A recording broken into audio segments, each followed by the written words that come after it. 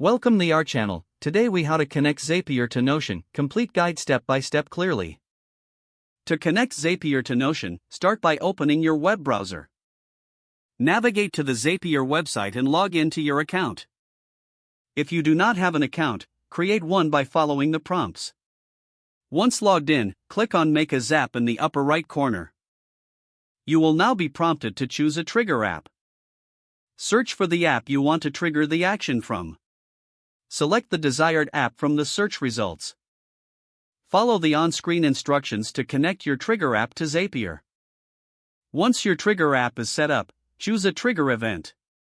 Set up the trigger according to the specifications required by the app. Next, click on Continue to proceed once the trigger is configured. Now, search for Notion in the Action App search bar. Select Notion from the list of applications. You may need to connect your Notion account if you haven't already. Click on Connect a new account to start the connection process.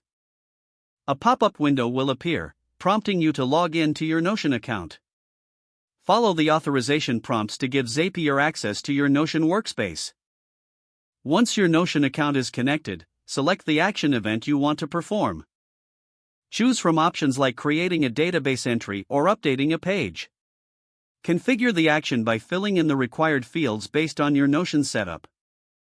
You can map fields from your trigger app to the corresponding fields in Notion.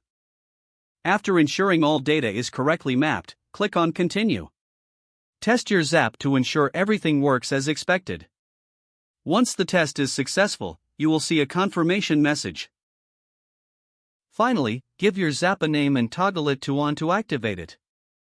Congratulations, your Zapier and Notion connection is now complete. If the page does not load, refresh the browser or try again in a private or incognito window. Make sure you are using the correct email address, then retype it carefully to avoid small typos. If your password is not accepted, use the reset option and create a new strong password you can remember. Don't forget to like this video and subscribe to our channel for more step-by-step tech guides.